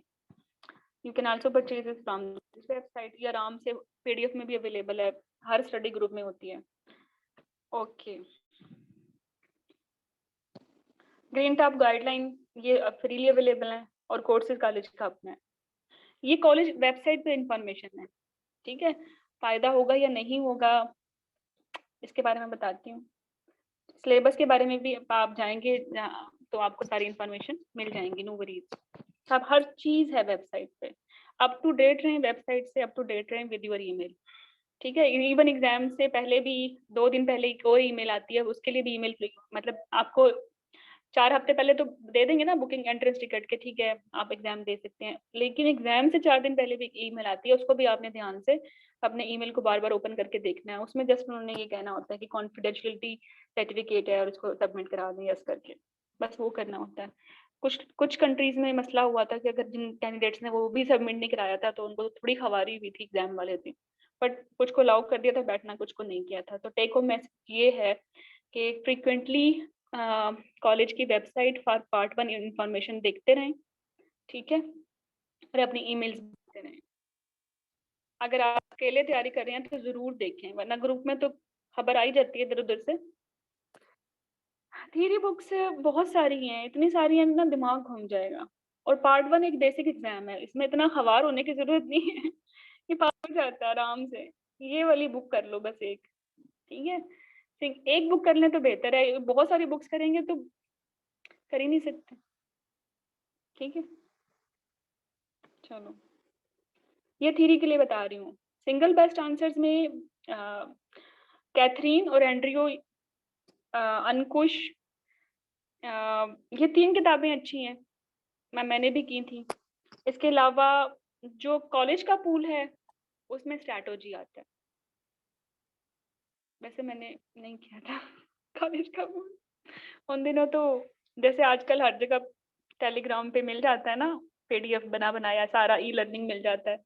जो लोग एक्चुअली बाय करते हैं वो टेलीग्राम के हर ग्रुप पे फ्री में पड़ा होता है, बाय करने की जरूरत ही नहीं है, ना स्ट्रैटेजी बाय करने की जरूरत है, ना पास एमआरसीयूजी, जब फ्री में आपको मिल जाता है। मैं नहीं दे रही, मैं इसको डिमांड नहीं करी, मैं आपको इन्फॉर्मेशन दे रही हूँ कि it is available in Telegram in every study group, जो भी हेल्पिंग है या पेड है। तो इसको पे कर, इसके लिए पैसे देने की क्या जरूरत है, जो मुफ्त में मिल रहा है, ठीक है। तो हाँ, जो चॉइसेस हैं आपके पास सिंगल बेस्ट आंसर प्रैक्टिस करने की, वो 2 हैं। एक है book practice written by some author, और एक है वो practice written by given by the college. College से अगर कोई आपको रिकमेंड किया जाता है पूल पढ़ना फॉर सिंगल बेस्ट आंसर्स, तो वो स्ट्रेटजी है, ठीक है। हाउएवर ये जितनी सिंगल बेस्ट आंसर्स की बुक है ये भी अच्छी हैं।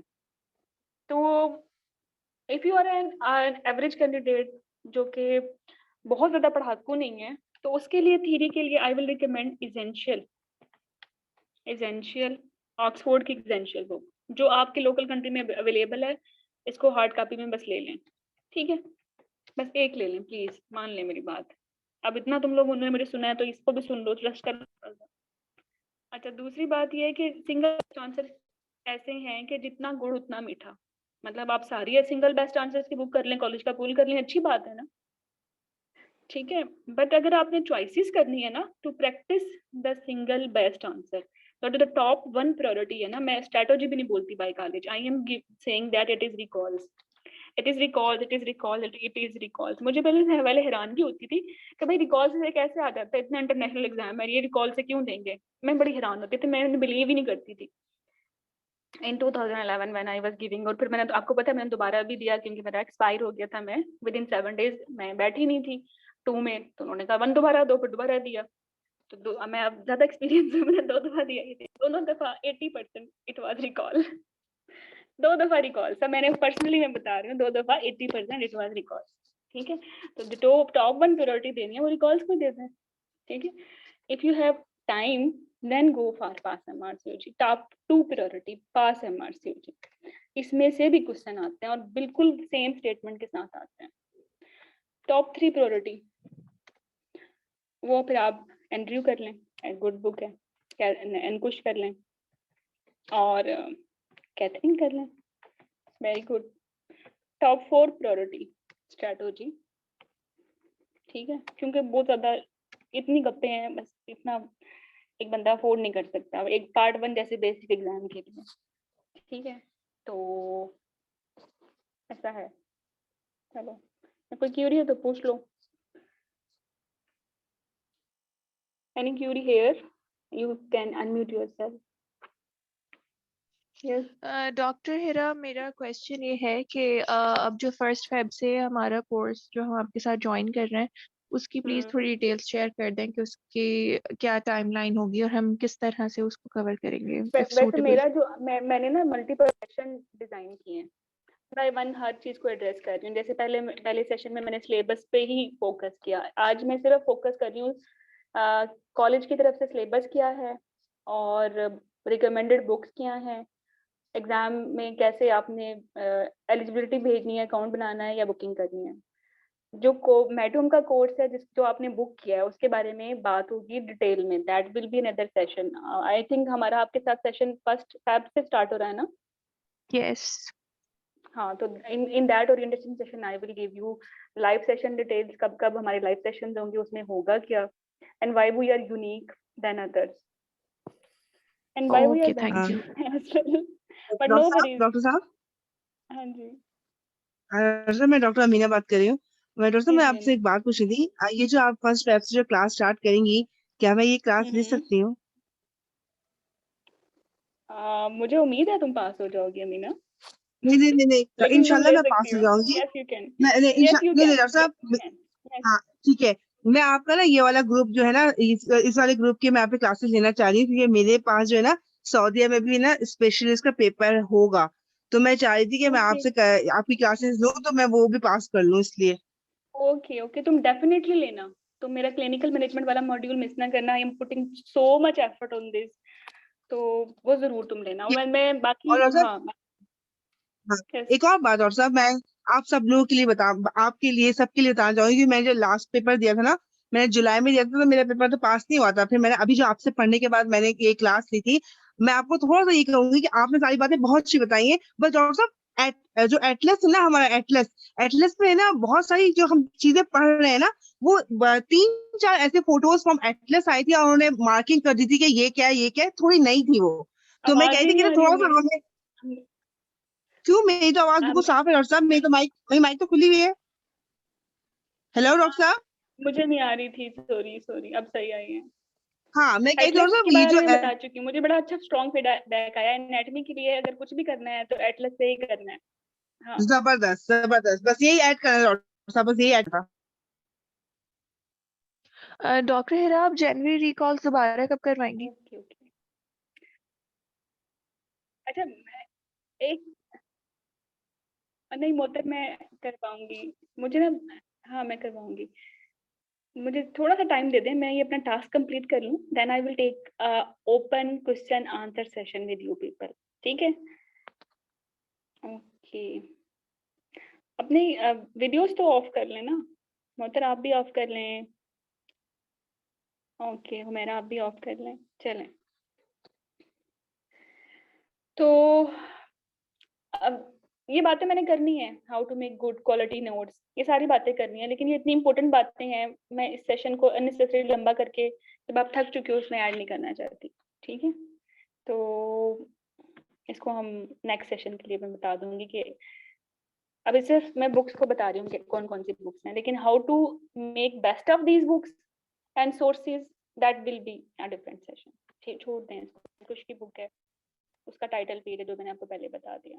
ऑनलाइन पोल में आपको बता चुकी हूँ, स्ट्रैटेजी है, पास एमआरसीजी वाले भी ऑनलाइन अपना पोल करवाते हैं। 2017 का पैसा एमआरसीजी पूरा पीडीएफ में हर टेलीग्राम ग्रुप में अवेलेबल है, तो why to buy and same for strategy, why to buy तो देख लें, होगा ये कि जैसे हम एनाटमी करेंगे तो when you people read anatomy, उसके सेकंड डे या third day when you people have time, आपके जो पीडीएफ अवेलेबल हैं आप ओपन करके एनाटमी का स्ट्रैटेजी की फाइल पढ़ लें, सेम फॉर पैसा पास एमआरसीजी, जो क्वेश्चन आता है, जो नहीं आता तो उसकी जो वन लाइनर है अपने नोट्स में ऐड कर लें, क्योंकि हर वो चीज जो आपने इन 3-4 मंथ्स में पढ़नी है आपने वो रिवाइज भी तो करनी है, तो फिर रिवीजन के वक्त दोबारा से एक बहुत बड़ा जो है सोर्स से दोबारा से पढ़ना, फिर वो मुश्किल हो जाता है, फिर रिवीजन नहीं होती, फिर तो फर्स्ट एड बन जाती है। रिवीजन से बता दिया कि जस्ट इंपॉर्टेंट चीजें आप पढ़ें रिवीजन में, तो फिर आप लिखेंगे तो पढ़ेंगे ना, ठीक है? ये पास एमआरसीओजी की बुक्स हैं, ये हार्ड कॉपी में मिलती हैं और ये ऐसे भी मिल जाती हैं पीडीएफ में, जो भी आपका तरीका है पढ़ने का, बट हार्ड कॉपी मुझे बेहतर लगती है।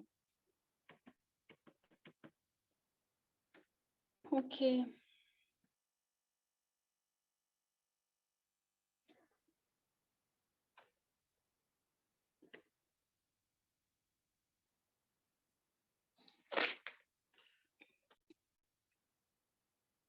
चलिए, thank you Meena for your kind words.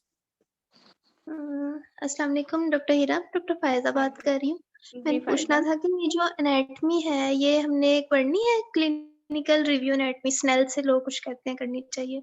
बिल्कुल बिल्कुल करनी चाहिए, ठीक है? अच्छा, जब एक आप तो जब आप बिग सिलेबस स्नेल है। पढ़ेंगे तो, हाँ सिलेबस कॉलेज की साइड से पढ़ेंगी तो उन्होंने ये भी डिस्क्लेमर लगाया हुआ है कि हम अप्लाइड भी देंगे साथ, रेलेवेंट अप्लाइड, और आती भी है, ठीक है? जैसे कि एपिड्यूरल एनेस्थीसिया पे की कॉम्प्लिकेशंस आ जाएंगी, समटाइम वो पूछेंगे एपिड्यूरल स्पेस की बाउंड्रीज क्या हैं, अभी आए भी था खैर जनवरी में, बट दे कैन आस्क कि इसकी कॉम्प्लिकेशंस क्या हैं, स्पाइनल हेडेक है, इसकी ट्रीटमेंट क्या है, ब्लड फैश लगाना है, इनिशियल क्या है, फ्लूइड इनटेक है, they can ask applied as well and I will cover it definitely.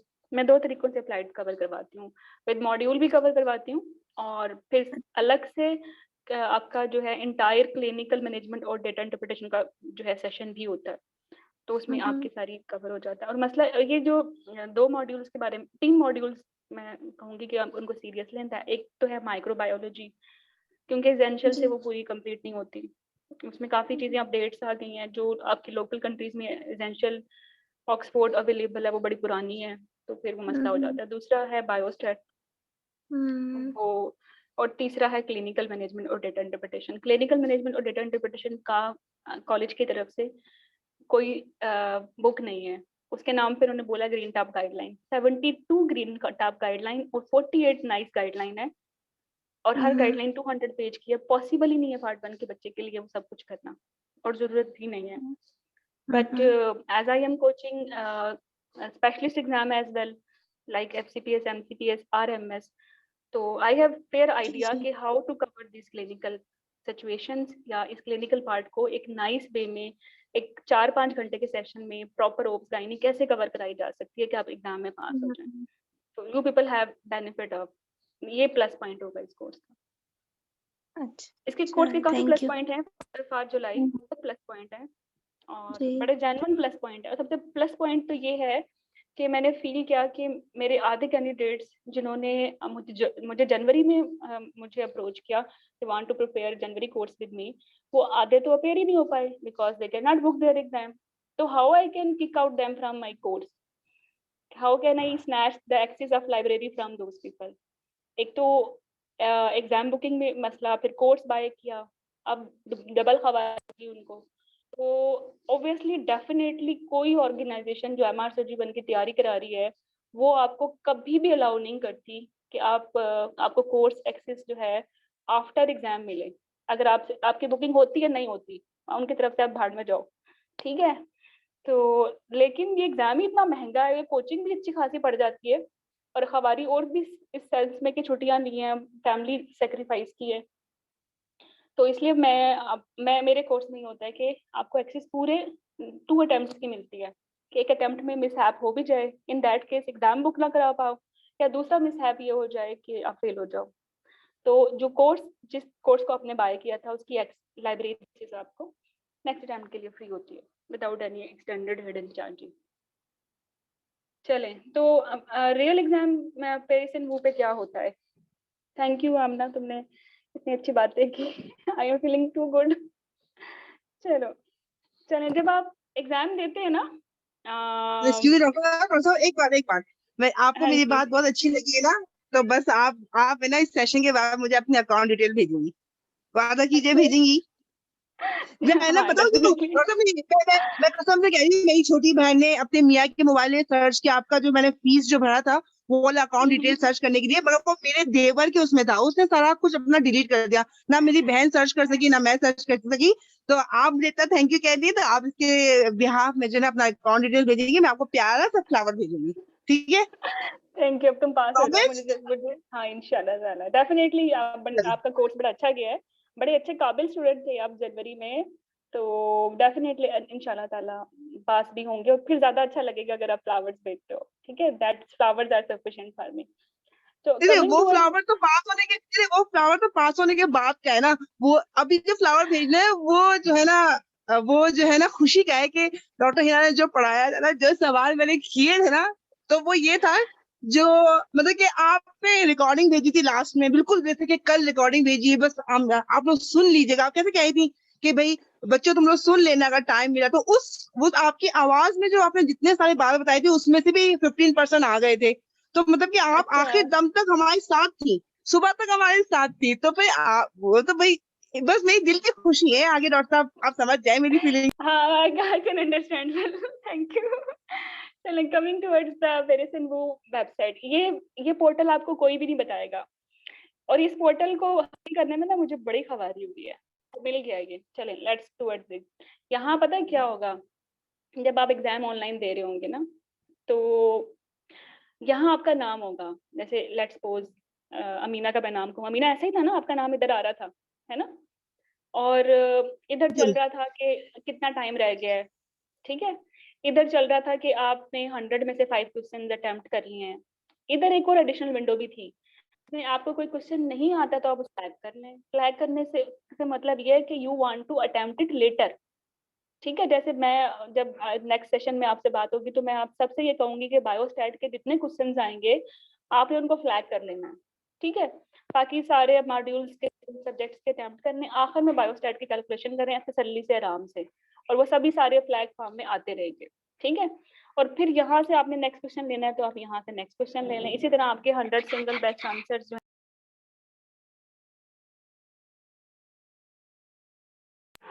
ठीक है। तो ये फॉर्मेट होगा जब जिस दिन आप लाइक एलिजिबिलिटी अप्रूव हो गई, बुकिंग क्लियर हो गई, पेरिस एंड वू पे टाइम पे पहुंच गए, 30 मिनट्स बिफोर पहुंचना चाहिए, ताकि आपकी वो तस्वीरें वगैरह बना लेते हैं, आपके पासपोर्ट, आपके जो नाम के इश्यूज होते हैं, आईडी कार्ड वो देख लेते हैं। फिर आपको जो है वो केबिन में जाते हैं, वहाँ बैठते हो, आप लॉग इन करते हो।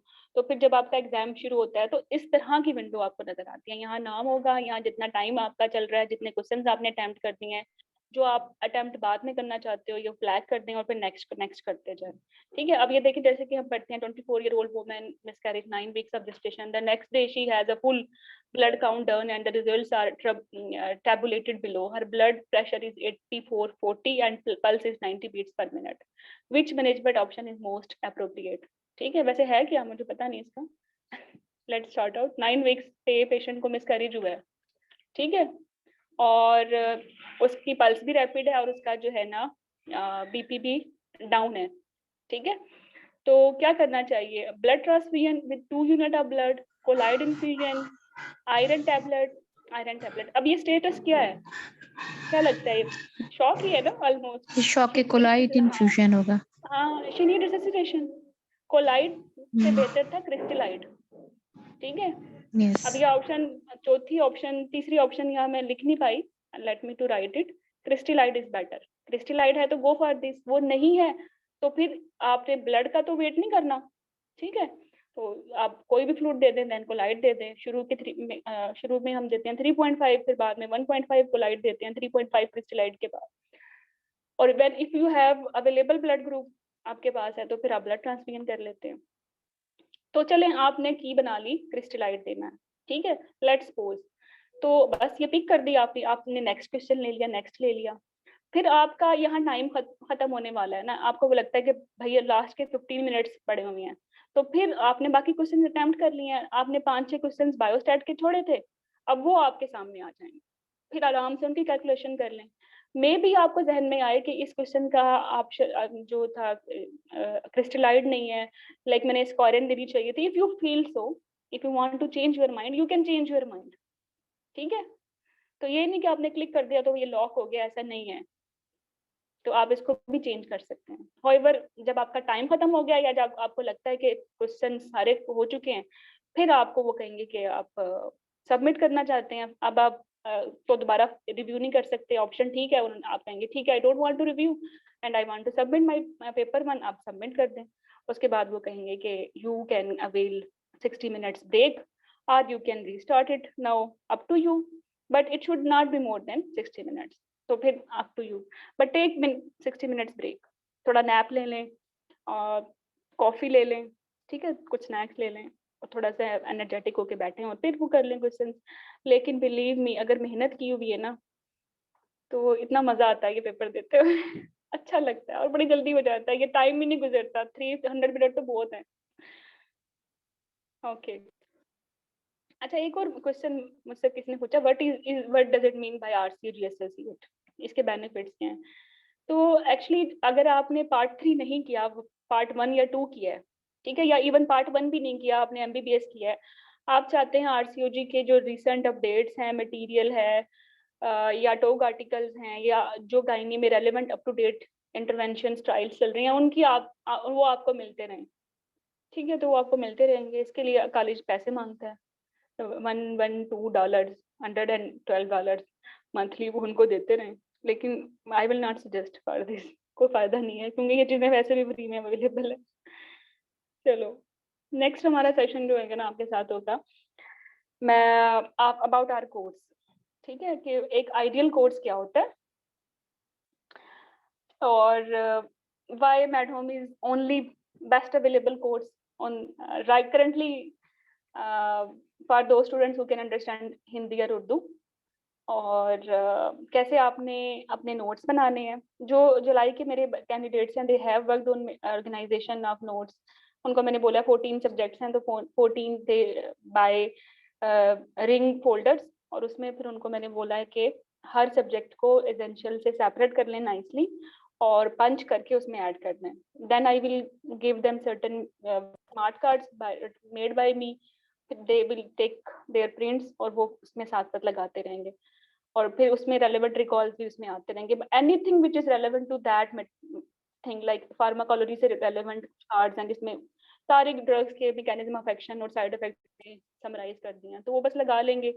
तो एक ही फोल्डर में सारा उनका जो है मटेरियल होगा। तो एग्जाम से पहले let's suppose they want to revise pharmacology, तो जो इनके हैंड रिटन नोट्स हैं या जो उन्होंने कोर्स से प्रिंट आउट्स लिए हैं उस पर चीजें डाली हुई हैं, तो वो बड़ा जल्दी उनका कवर हो जाएगा विद, मतलब by this method believe me 2 hours में पूरी फार्माकोलॉजी इतनी अच्छे तरीके से रिवाइज हो जाती है कि लास्ट डे में आपका एग्जाम लेट्स सपोज 16 जनवरी को था, जिनका था, या अब 16 जुलाई को है लेट्स सपोज, तो आप 15 जुलाई को entire syllabus through those smart cards prepare कर सकते हैं, और 80-90% you can reproduce it in exam. ठीक है। और दूसरा ये कोर्स शायद यूनिक इसलिए भी होगा कि करंटली जितने भी कोर्सेज हैं what they are doing, they cover theory course only and they read only theory, और इधर उधर की सिंगल बेस्ट आंसर की हर किस्म की बुक्स पढ़ा देते हैं, रिकॉल्स नहीं कराते। रिकॉल्स के लिए दे सेड के गो फॉर अदर कोर्स, ठीक है। तो बट आई हैव डिसाइडेड कि जैसे ही हम कोई मॉड्यूल करेंगे, like if we are doing anatomy module, we will start embryology forever, तो एम्ब्रियोलॉजी में जितने रेलेवेंट रिकॉल्स हैं मैं मॉड्यूल के साथ ही कवर करवाऊंगी। I will not take any additional, I will not bound force you to buy any additional courses. तो ये बेनिफिट होगा, that's why MedHome is offering unique features. और सेकंड यूनिक फीचर ये कि ड्यू टू एनी मिस आप पास नहीं कर सकते या आपकी बुकिंग नहीं होती, तो आपकी कोर्स लाइब्रेरी जो है वो आप एक्सेसिबल रहेगी टिल नेक्स्ट अटेम्प्ट, ठीक है। बाकी if you want to take any demo module कि आपको लगता है कि नहीं शायद ये बातें ही हैं, शायद ऐसा नहीं है कि ऐसा हो ना, तो you can refund the fee, course fee जो आप मेड होम को पे कर रहे हैं after enrolling into the course. Let's suppose you have done embryo with us and you are not satisfied, you can refund your 100% fee, ठीक है। तो satisfaction rate is alhamdulillah will be inshallah 100%। तो next session में inshallah मिलते हैं, और I am planning it at 1st of Feb, और साथ मैं एक डेमो लूंगी एम्ब्रियो भी साथ में, और बताऊंगी भी सही कि एम्ब्रियो कैसे पढ़नी है, रिकॉल्स क्या हैं, और how you can organise your study material on embryo के एग्जाम से पहले ना 1 घंटे में ये सारा कुछ रिवाइज हो जाए, ठीक है। चलिए, तो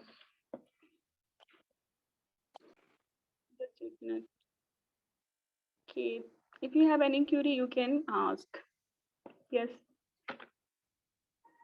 Yes, who want to raise any question? Sarah? Okay, currently course fee is only 25,000. Yes, good news. Currently है, लेकिन I know कि इसमें रिकॉल्स भी ऐड करने का मैंने एक बहुत बड़ी ऑफर दे दी है, तो maybe organization will rethink on this, but till 1st Feb it is 25,000. MCQs books must pass MRCOG और recalls, ये तो सिंगल बेस्ट आंसर्स मस्ट हैं। उसके बाद जितना आपके पास टाइम है उतना प्रैक्टिस करें, कैथरीन करें, एंड्रयू करें, बिजी SPR करें, स्ट्रैटेजी करें, जितना करें उतना बेहतर है। यस,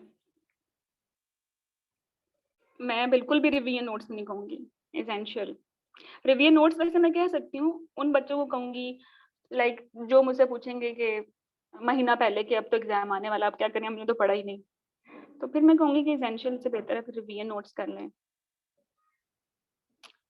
जी मोहतर, आपकी क्यूरीज क्या हैं?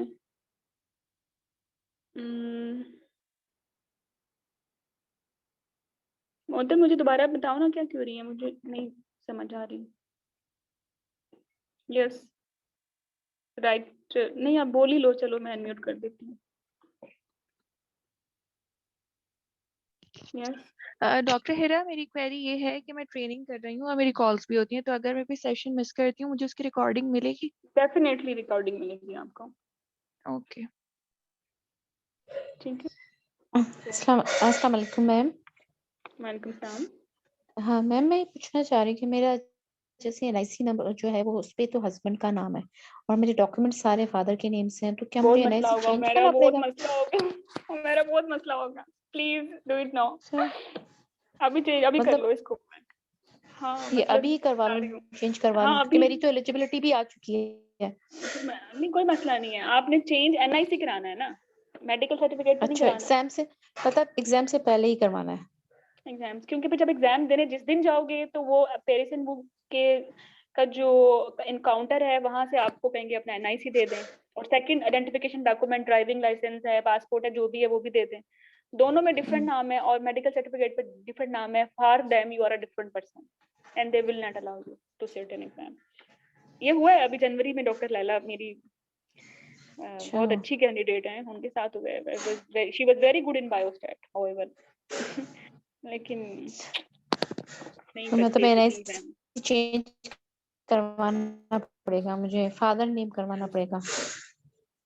यस, जो भी मेडिकल सर्टिफिकेट पे है वो ही, हाँ। ठीक है। तो ओके। बाकी इससे पहले वाले सेशन में जो लोग नए हैं ना, तो उनको मैंने थोड़ा सा ना बताया था कि लाइक ये स्लाइड्स सिर्फ गो थ्रू कर रही हूँ, सेशन तो पूरा ही सुनने वाला है, ठीक है। कि सिलेबस आउटलाइन किया है, पेपर 1 में कितने सब्जेक्ट्स हैं, पेपर 2 में कितने सब्जेक्ट्स हैं, ठीक है। और हर पेपर का कितना बल्क है, जैसे पेपर 1 में जो मेन बल्क है वो एनाटमी और एम्ब्रियो का है, ठीक है, और आफ्टर दिस एंडो। और पेपर 2 में जो मेन बल्क है वो पैथोलॉजी का है, ठीक है, और after this clinical management and data interpretation.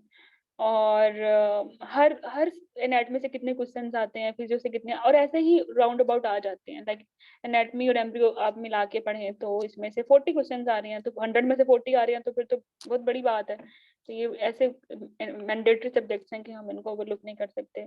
Paper 1 में 100 सिंगल बेस्ट आंसर्स हैं, ठीक है। तो सबसे पहले तो ये कि आपने डिसीजन ले लिया पेपर देने का, तो फिर दें, तैयारी करें अच्छी सी, ठीक है। महंगा एग्जाम है तो एक ही दफा में पास करना है, तो बेस्ट तरीके से करें, बेस्ट हेल्प इसके लिए, बेस्ट सर्कमस्टांसेस अपने क्रिएट करें। और believe me when there is a will there is a way, अल्लाह खुद ही असबाब बना देता है।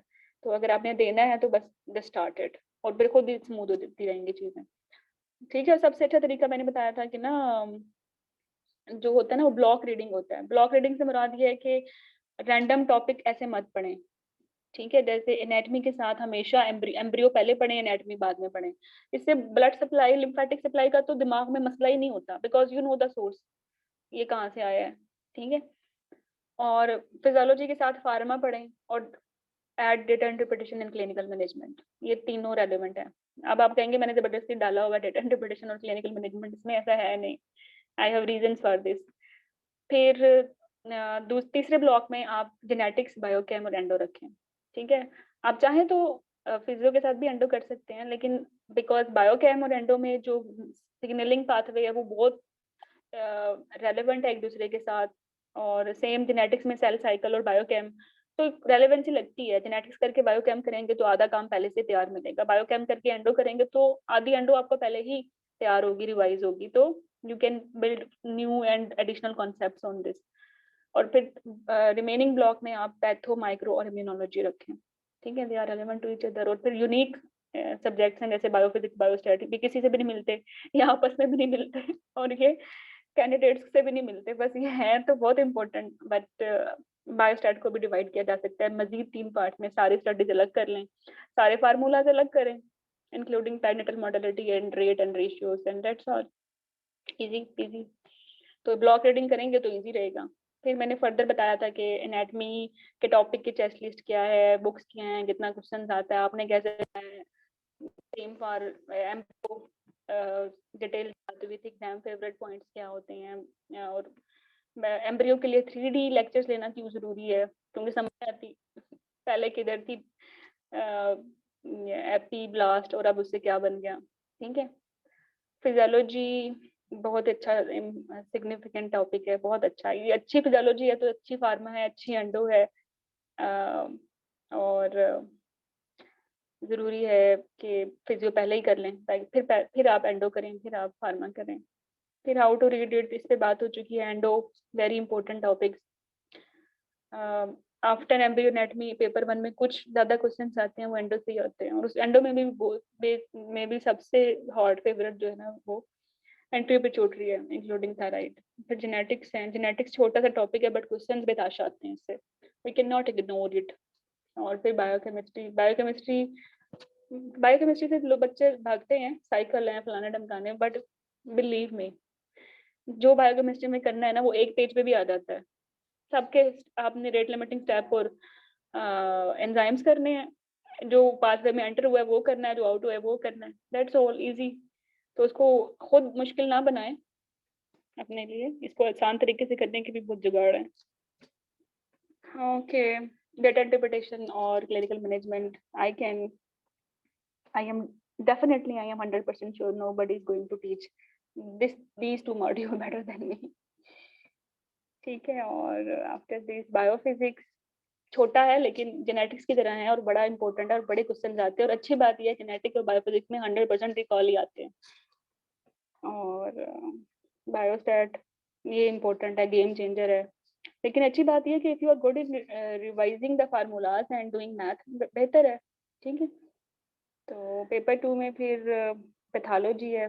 पैथोलॉजी को भी डिफरेंट एग्जाम फेवरेट टॉपिक से मैंने बताया, सेशन में जरूर देखिएगा। सिलेबस आउटलाइन बताई है, माइक्रो का मैंने बताया, हाउ टू रिकैप इट ये बताया, इम्यूनोलॉजी का बताया और इसके टॉपिक्स बताए थे, और फिर फार्मा का बताया है। फार्मा में अच्छी बात यह है कि सिर्फ you have to focus on mechanism of action and side effect.